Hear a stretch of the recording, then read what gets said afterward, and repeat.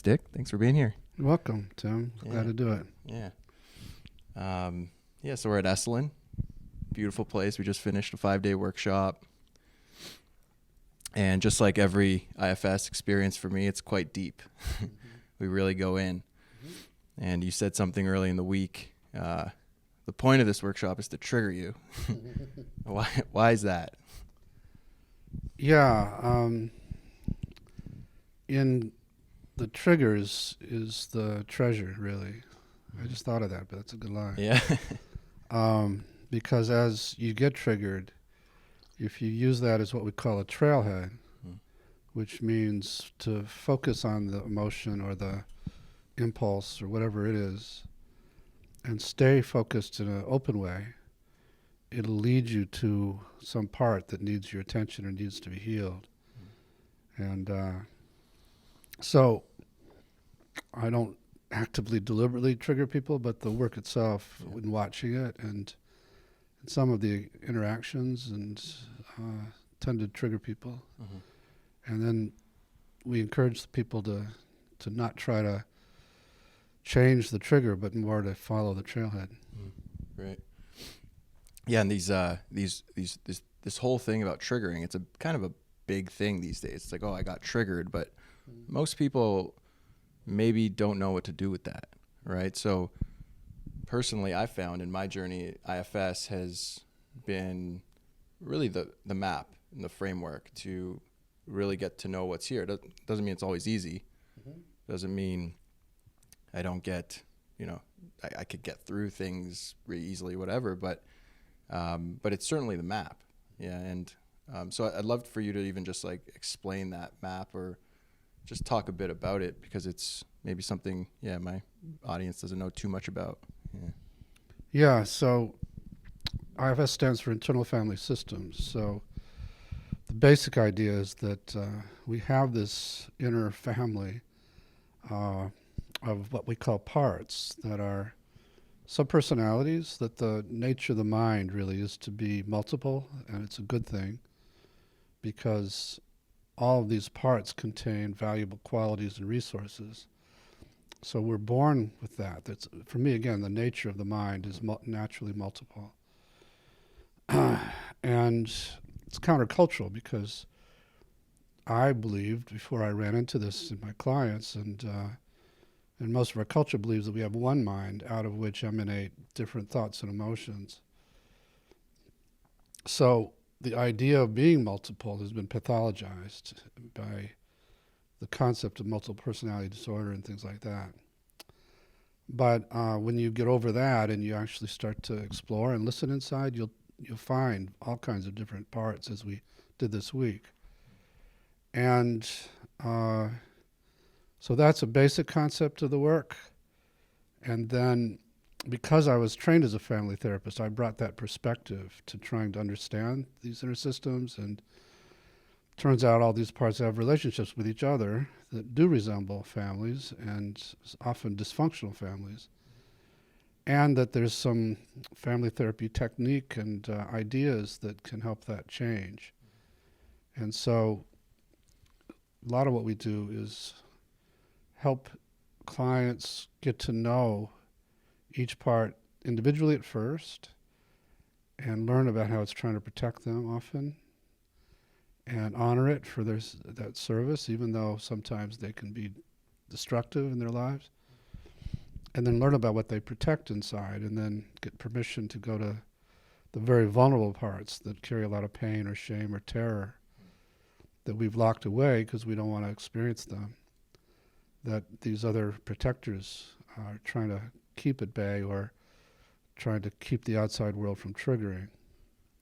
And in the process of doing that work with different parts and using some family therapy technique, I stumbled onto a discovery that in addition to these parts, and actually just beneath the surface of them, lies a state I'm going to call the self with a capital S, which is an amazing essence in everybody that once accessed knows how to heal both our parts and also knows how to heal our external relationships.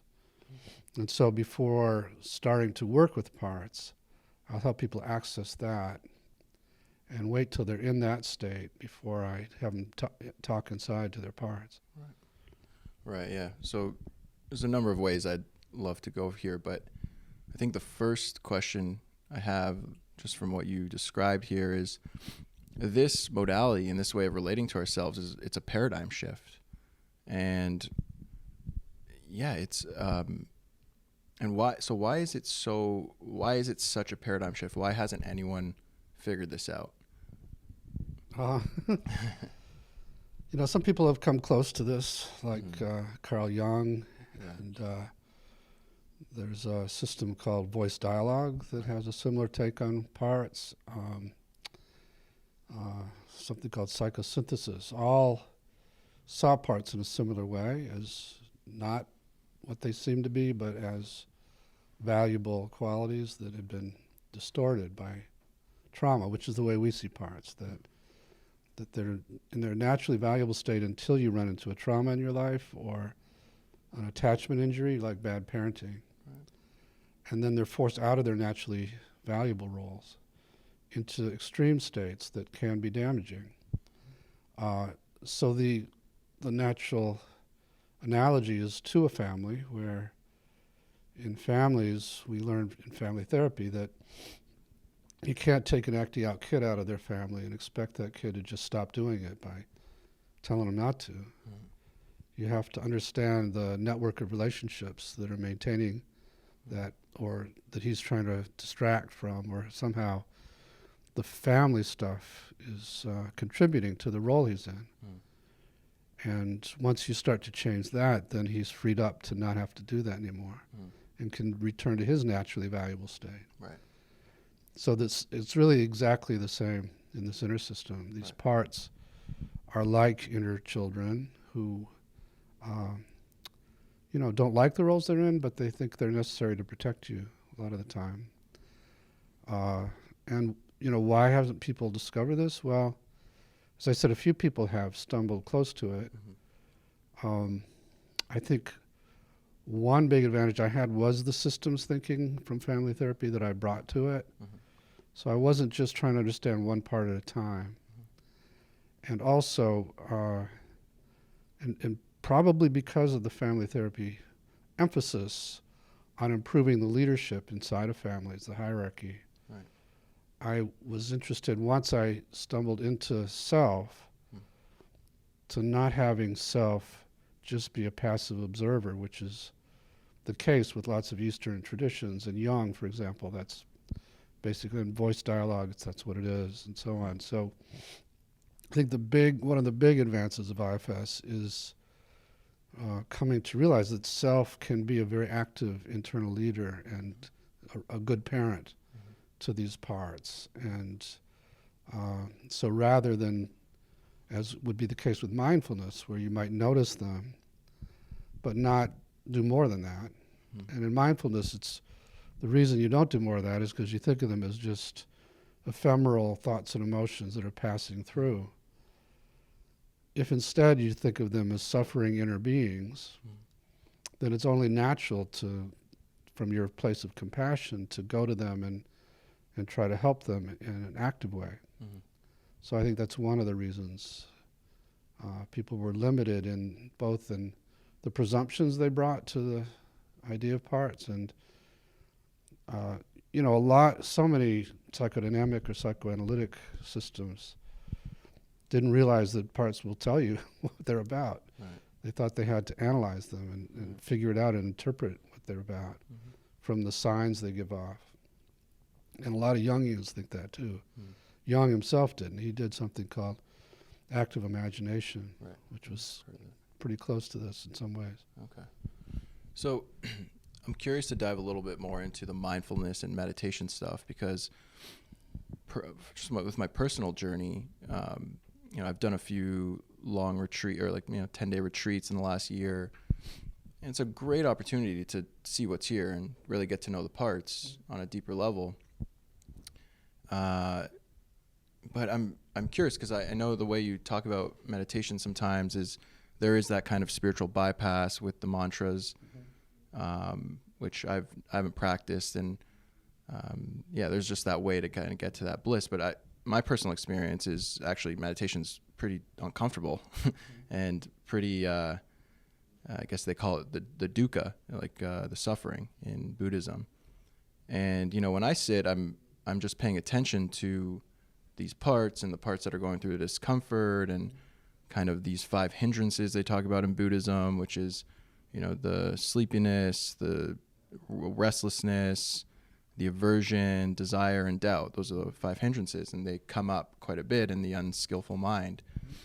So, and I've just found how these long retreats have been so helpful to go down these paths of discomfort. But I've also noticed there's kind of this arc in retreat. It's kind of like for me at least, it's very uncomfortable for the first 2-3 days. Like I want to get the hell out of there. A lot of aversion, a lot of parts that are like, why are we doing this? And then you just they start to pull back, and I start to experience this real sense of calm, this real sense of self. It doesn't last the whole time either, because it's also not attaching myself to that feeling of calm. But then there becomes this kind of dance of noticing the parts come in, but noticing how deeply conditioned some of our parts are, and how much, so just how much they've learned to be this way. And it kind of threw me for a loop a little bit, because IFS has worked so well for me, and then it threw me for a loop a little bit, being like, whoa, these parts are so conditioned to think these ways. And I'm not sure, is it, if I just bring the self to it, will they just change? Was that what's going to happen? So there's a lot in what you're asking. So let me go back to what you were calling the 5 aversions. Right. So one of my goals is to help not only Buddhism, but most spiritual traditions change the way they think about thoughts and emotions. Because what's called the ego gets a really bad name in that world. And just the word aversions, the 5 aversions. Or 5 hindrances. That was it, hindrances. One of them is aversion, yeah. Okay, right. But still, same thing, hindrance. This part is a hindrance They're to seen you. as obstacles. Yes. And when you think of them that way, you're going to fight with them, or you're going to try and ignore them.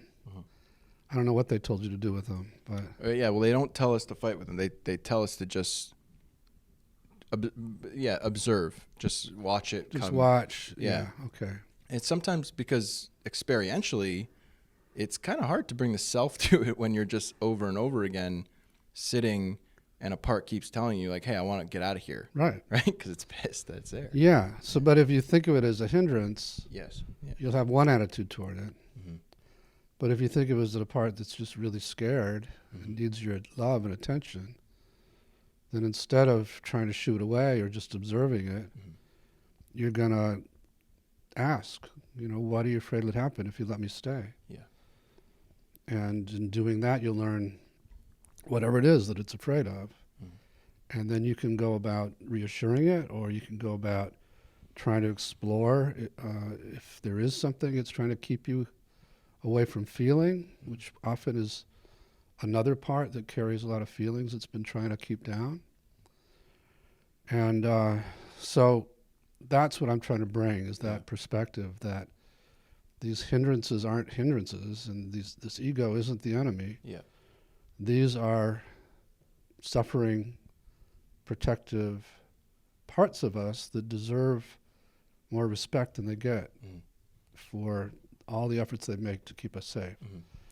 Yeah. Yeah, and that's, the words they use aren't great, because these are obviously coming from the Pali language and being transcribed and all that. So they don't kind of say like, oh, it's a hindrance, get rid of it. But so for example, one experience I had this sleepy part come in just to knock me out in meditation retreat.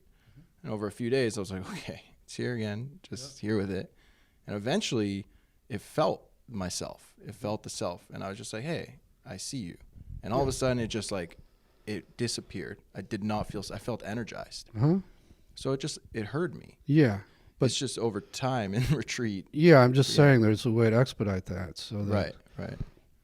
First time you feel it, you go to it, and have a conversation like the one I just described, Mm.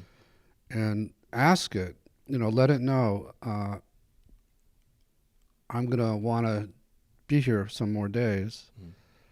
And would you be willing to just give me the space so that I can be in self for these days? And,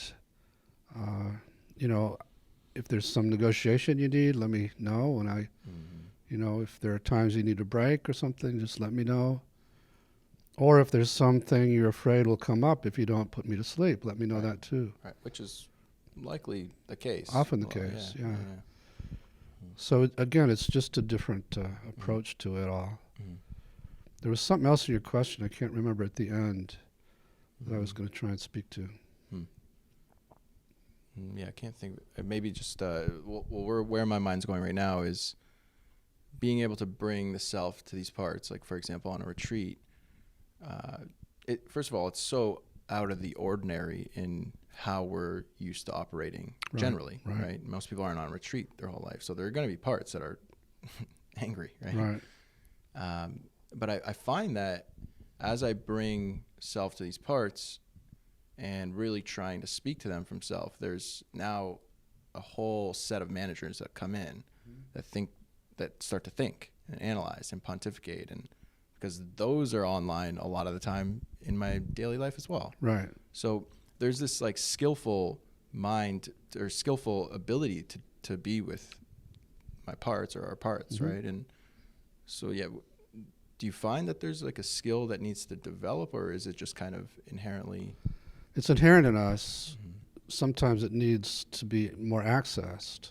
And the way we access it is asking parts to open space inside. Right, that's right. But again, it's a request. It's not a belligerent, get out of here, or it's not just observing them.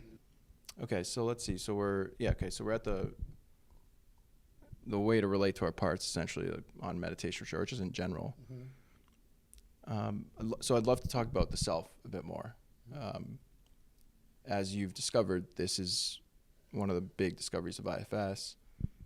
And what was because this isn't something you thought even existed prior to IFS, was it? Or no, not a bit. Yeah. So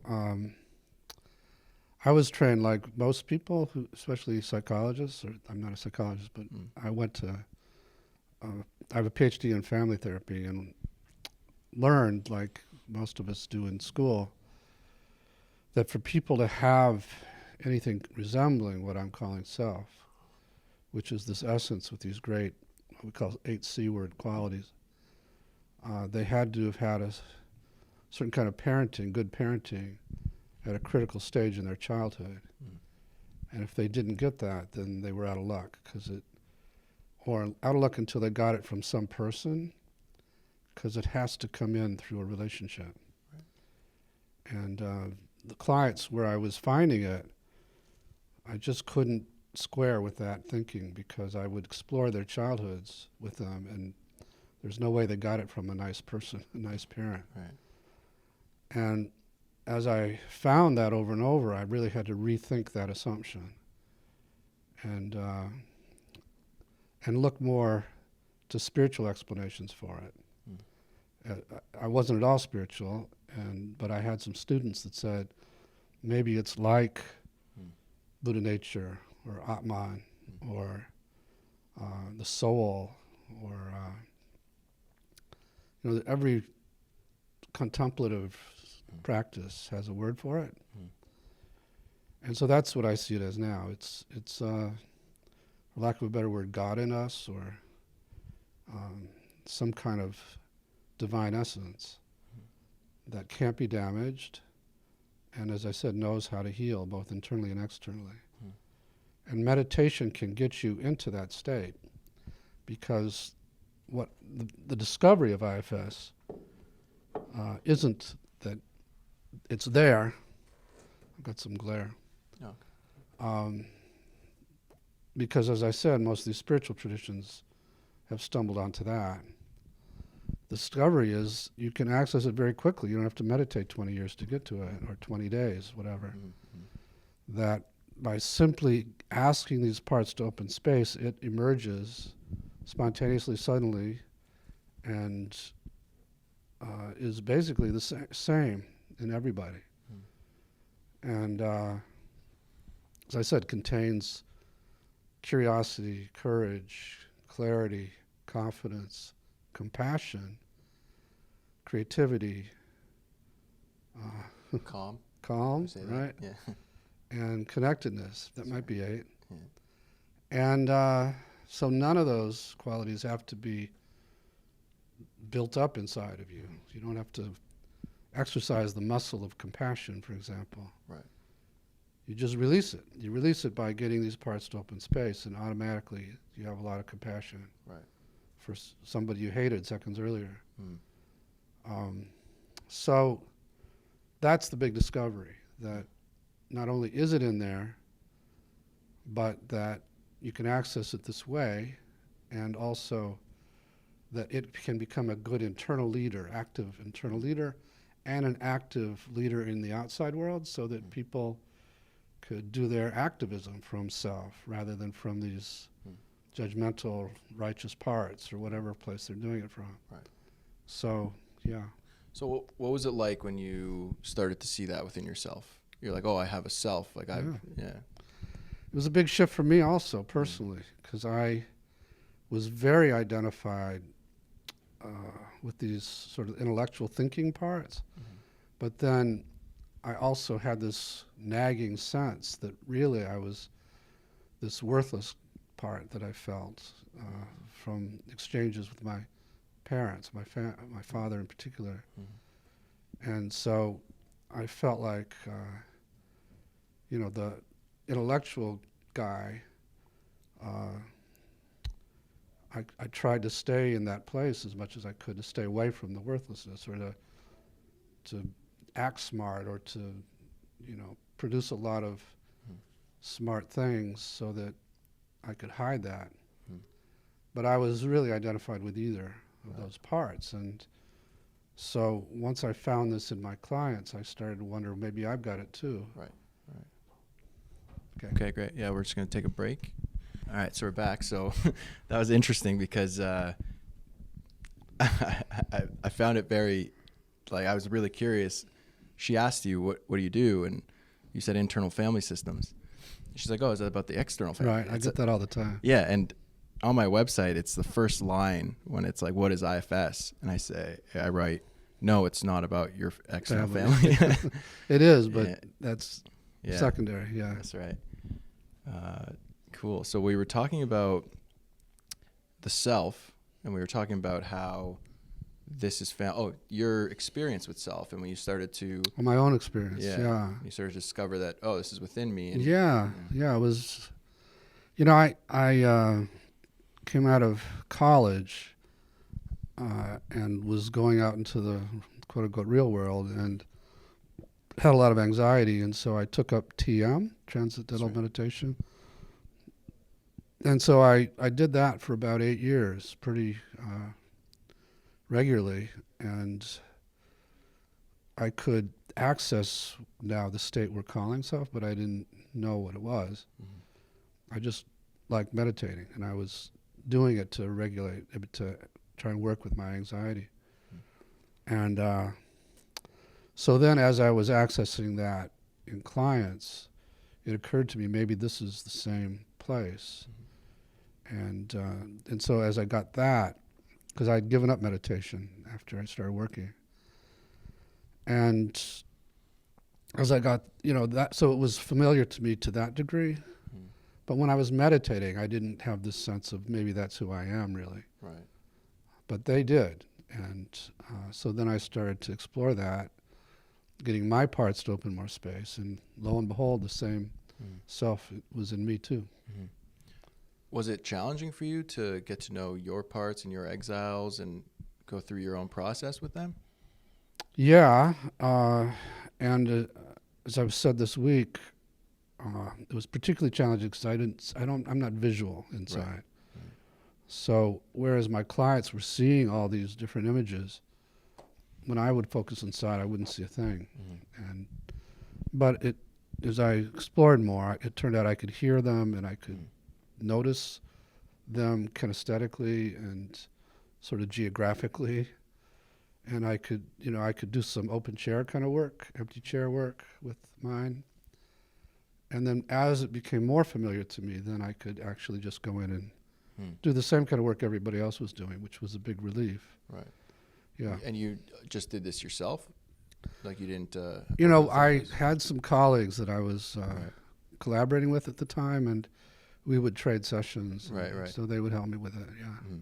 Because, I mean, I see you in the middle of the room, and when you're doing a demo, you are like this rock of calm and the very, like, it's just, you're not phased. Like, there's nothing that moves you, but you're just holding so much space. And, and that, clearly you've gone through maybe, I don't know, do you still have exiles? Like, is that even? Oh, yeah. Yeah. Can we ever get rid of them? Yeah. Or,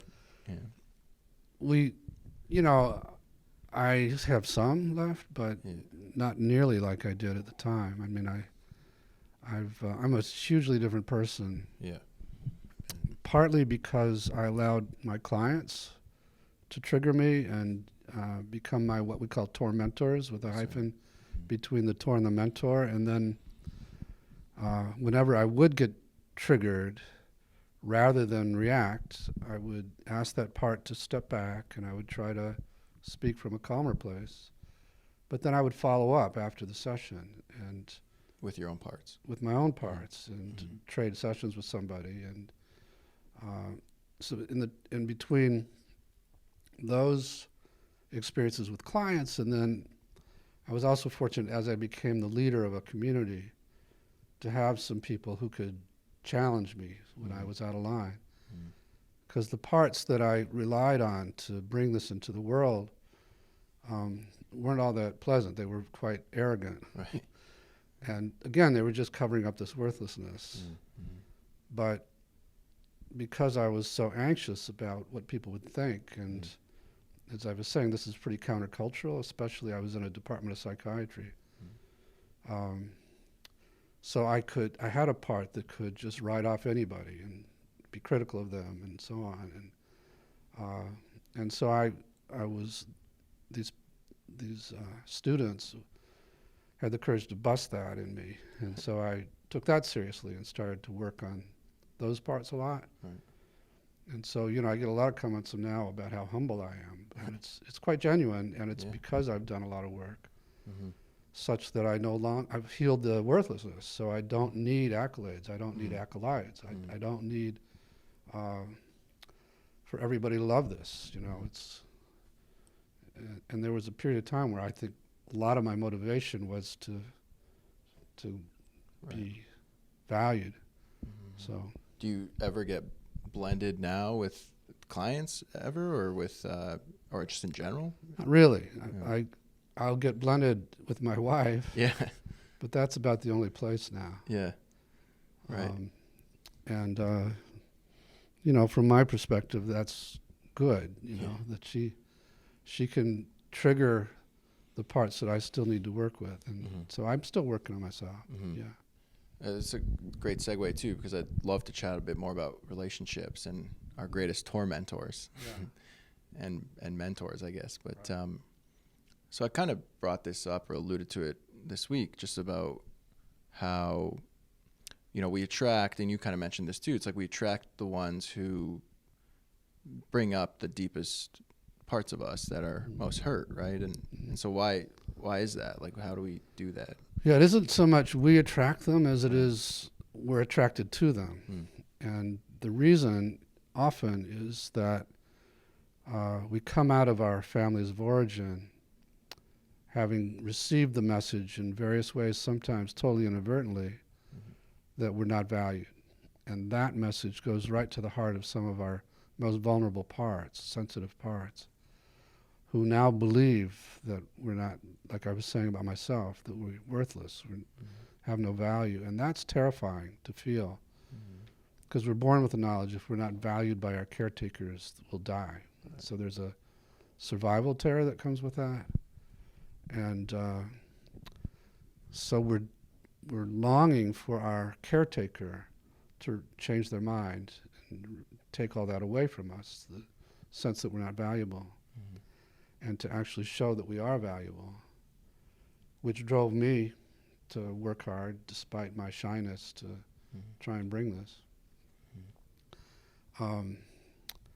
And we're also, when we leave our families, looking for a partner that can make us feel valuable in that same way, like someone who resembles the original person who made us feel bad, changes their mind and loves us, then we're kind of elated.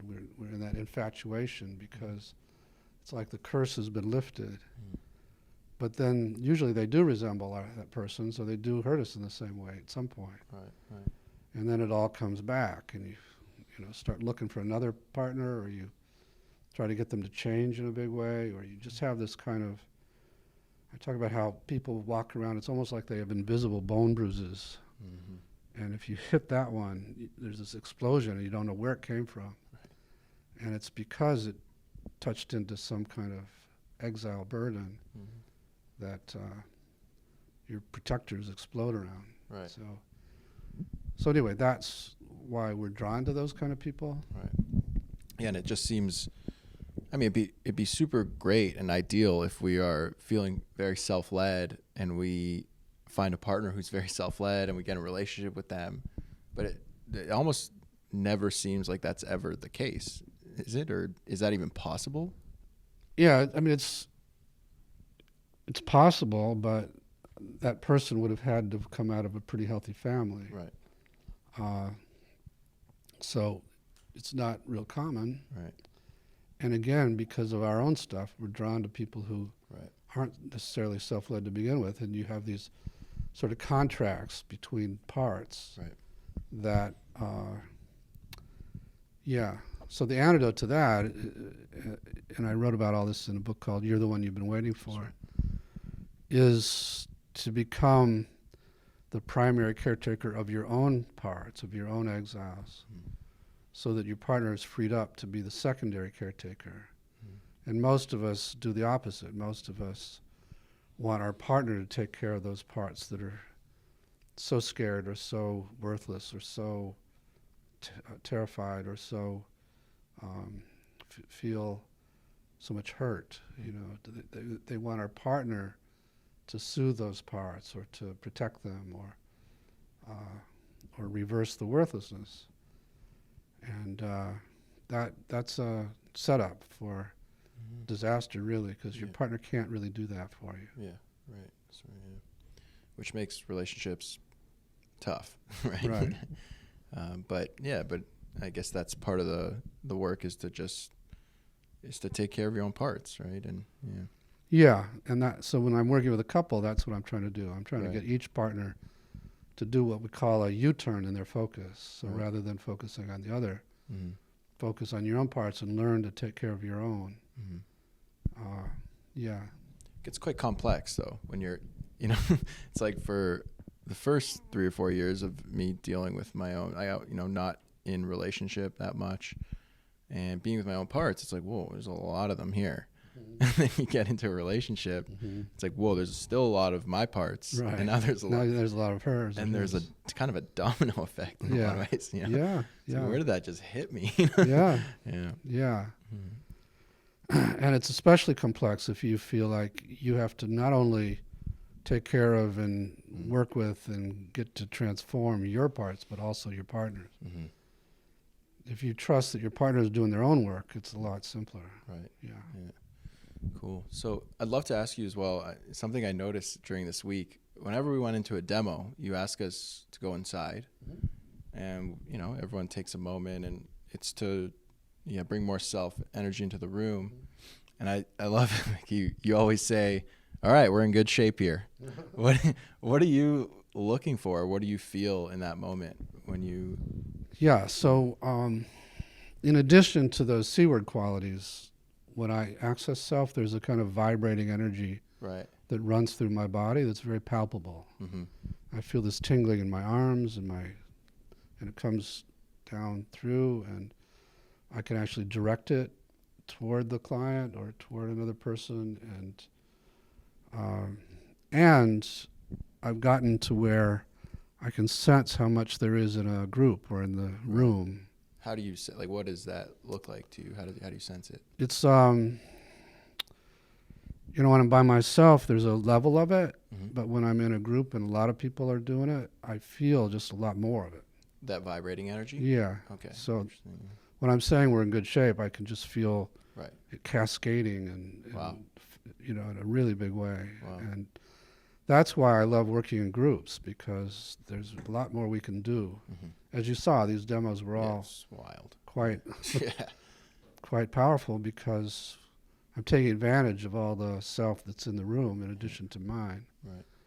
And so, yeah, that's why I do retreats, partly because of that. Yeah, and this is, I mean, you've been working with your parts now for about 40 years, right? So your sense of the self and how it comes through, like, is that something that you started to tune into, like, at a certain, like, 10 years down the road, 20, or is it which is just, like, available to you after you dealt with some of your exiles that were maybe blocking it? When I would be able to access this amount of self? Yeah, I mean, that vibrating energy you're the vibrating energy of, I was somewhat familiar with from the TM. Right. And it's, you know, we call it self-energy, but other systems call it chi or ki or prana or something like that, kundalini. Right. And so I kind of, as I would get parts to open space and I would feel this coming in spontaneously, I was kind of familiar with it. But then I learned, as you feel it, you can see where is it flowing and where isn't it flowing. Right. And where it isn't flowing means there's a part that's blocking. So that was a good way to detect my parts, actually. Right. And then I ask open space more, and then more of it would come in. So my meditations are very energetic. Yeah. And my body often is moving and shaking and doing all kinds of things. Yeah, I noticed you in the talk the other night. You kind of, your hand was just like moving slowly a little bit. And were you just, was that what you were doing? Was just like feeling some, or was it what? I don't remember. Oh, you don't remember? I'm sorry, I don't remember yet. Yeah, okay. Yeah, because I mean, you know, this flavor of self is something I've become a lot more familiar with over the years, mostly because of IFS. Mostly because it gave me the map to be like, oh, that's self, you know, and so that was very helpful. But, you know, I have to admit, it's not the easiest thing to access if I'm blended or just in general, you know, it's like there are parts that are like, hey, man, like, yeah. But it took a lot from this week of just something you said earlier was, you know, let these parts know that you're there and keep letting them know. Yeah. You know, not just once. Right. They need to get, you know, reinforced, like, hey, that they're not being left alone. So. Yeah, not being left alone, and also that they can trust you to handle life. Right. As you're finding that a lot of parts don't trust you to handle things. Yeah, that's right. Especially difficult things. You know, they think maybe you can handle this person, but they've got to step in to deal with this person. And often, as we found, they think you're still quite young. They think you're often in single digits. Yeah. So it's a big eye-opener to them to learn that you're whatever age you are. I don't know, but 31. 31, yeah. And you're not some 7-year-old that they have to protect in the way they did when you were 7. Right. And so a lot of the work is designed to help these parts trust self-leadership, trust that there is a self. They don't have to do it. Because a lot of them are like what we call in family therapy parentified children. They've had to take on parental roles they're not equipped for because they don't trust you to handle things, because you couldn't protect them when you were young, when they were young, when you didn't have the body to protect them. Right. So, yeah, a lot of the work is just helping them see that you can handle life. Right. And that can be a daily practice. Yeah. And so there's a couple things I want to ask you there.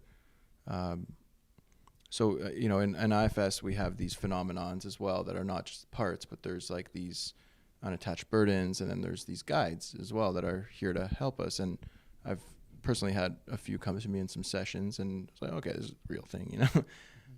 And you mentioned that you've had some guides as well, right, that come to you, and so I'm curious what they tell you, or what they like. Yeah, can you speak about that a bit? You know, my guides don't speak to me really. Okay. But I can sense their presence when I'm teaching. Often I can sense that they're there, Right. feeding me words and so on like that. So it's more like that for me. Okay. Right. So we mentioned earlier too, these spiritual traditions, they all talk about the ego and how, you know, some even say like we need to kill the ego and all that, right? And obviously IFS is the opposite, is let's bring compassion to this and live with these parts. But so I don't know a lot about spiritual traditions and all that. I just some stuff that I've read, but I mean, it seems weird that all these traditions have lasted thousands of years, but they're still talking about this killing of the ego. And a friend of mine is into a type of spiritual tradition that talks about killing the ego. And I told him, and I explained the IFS framework, and I said, we don't actually think about killing it. We think about bringing the compassion to it so that they release their burdens that they're holding, and we can, live in harmony with them. And he's like, that's good, but there's actually like even one step further, because what happens to these parts, like, because eventually they merge back into the self, or he had this kind of notion of that, which ultimately, which is what I'm curious to ask about, is more about, when we die, do we go just into the self field, and do we, like, our parts are gone and we're just self? I don't know, but is that what spiritual traditions are talking about, or what's your thoughts on death and this, like? I don't know.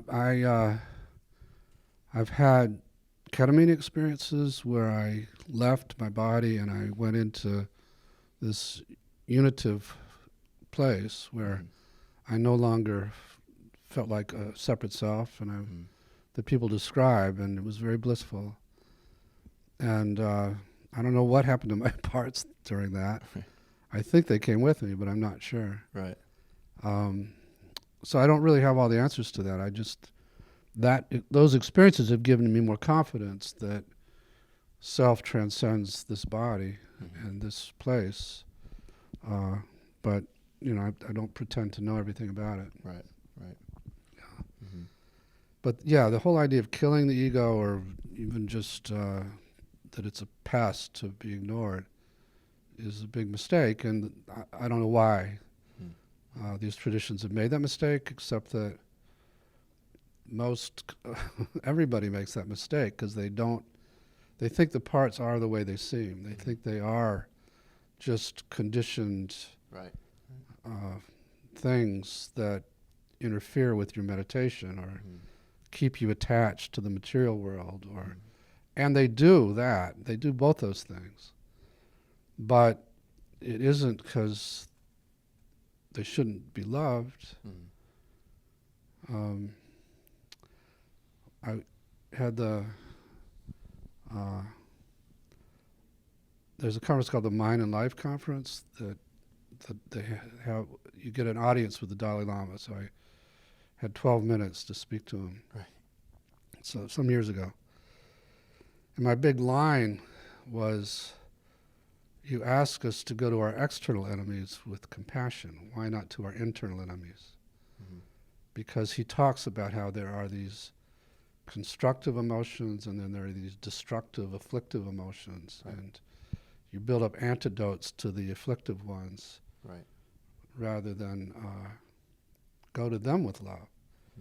And so this is more along the lines of what Jesus would do in the inner world, which is to go to the exiles, like he went to the lepers and the poor people and outcasts, and loved them and brought them home. So that's all we're doing in this inner world. And it's not a Christian model, but that side of Jesus is just very compatible. Or to become a inner bodhisattva, where you're loving every inner being the way bodhisattvas love external beings. Right. Yeah. So one thing interested in with IFS, and I've done level 1, I've done level 2, love to do a level 3 with you at some point. But I'm less interested in creating a practice of, private practice, and more interested in bringing this to people, particularly, in my age realm, like millennials and all that, and more in group settings, and bringing this framework to, adding in movement and breath work and interesting things like that. I think there's a lot of space for that in my generation. And one of the things I'm mostly interested in is creating these spaces, safe spaces for people to come in and explore their parts, and open that space for the self to come through. So, and as we experience here, this is like the prime example of allowing for that safety to kind of unfold. So what are these, what would you say are kind of, what's the recipe for this safe space? First of all, you as a leader need to embody a lot of self. So part of why people open up so quickly and we go to these very deep places is because they sense those C-word qualities in me. Because when I go to work with somebody in particular, I'm just oozing self-energy. And that by itself creates enormous amount of safety. And with that comes a lot of acceptance. So we have a motto of all parts are welcome. And they're not welcome in the sense that you can go off on somebody in the group. Right. So we also have the rule that the leader will be the parts detector, and the goal becomes speaking for rather than from your parts. So if somebody does go off, I'll say time out, focus inside, find the part that just said that, come back when you can speak with an open heart for it rather than from it, which would be like, speaking for it would be, what you said just triggered this angry part in me. And I listened to it, and then I stayed with it, and I noticed it also hurt this little boy inside. So that rule also creates a lot of safety, which, as you notice, I didn't ever have to really do that. Yeah, which is great. 5 days, this week. yeah, right. No one really got too triggered that No. they were. Or if they did, like, Bob, right. They knew to not let it take over. So, and then, as people catch on, then, and we had a number of veteran IFS people here too. So then everybody's holding this place of self. And just that creates an enormous amount of safety too. So those are the main ingredients, confidentiality and things like that too. Yeah, lovely. Great, yeah. Dick, thanks so much. Oh, you're welcome to. I mean, you mentioned, like IFS is really on this kind of trajectory of looking to scale now, and you guys are looking for a CEO, and so want to put that out there to, just want to mention that. And I know Appreciate you guys that. are, I'd love to see this obviously continue to grow. It's changed my life, and it continues to change people's lives around me, and a lot of my friends are interested to take the training and all that. So Cool. how can people help IFS Institute? Well, we do have a foundation, which is called the Foundation for Self-Leadership. It's separate from me, but it's a not-for-profit, research-based foundation. And the biggest way to help would be to donate to that, because we have a proposal in that was very exciting about a big study with PTSD. It would be a big advance if we could get it funded. So that would be one. Great. Yeah. I'll put a link to that actually when I Okay, put great. this out. Yeah. And I know you're just like over the top busy these days. So Pretty much, yeah. Yeah. So how can you have more help? Is that? Yeah, that's a really good question. So there have been people who have been stepping up to volunteer to help me with various things. And and it's not my style to ask for a lot of help. So I'm working with those parts of me so that I can let people help. So, so it's one of those things where when the gods want to punish you, they answer your prayers. You know, we are exploding exponentially now, and so I'm bombarded by invitations and so on. And the hardest thing is not being able to meet the demand of people who want to do the training, and disappointing people I can't do appearances with, and so on. So I just hired someone to help me be a kind of firewall, so that all this doesn't come right at me all the time, and that's been a relief. Right. But in terms of other ways to help, mainly we need help with this research project. Right. Yeah. Great. Awesome. All right, Dick. Yeah. Thanks a lot. Thank you, Ted. Looking forward to maybe being here again next year. I love that, and it's just great to have you in the community. Yeah, I appreciate it. You're Thanks welcome. so much. All right. Cheers. Good.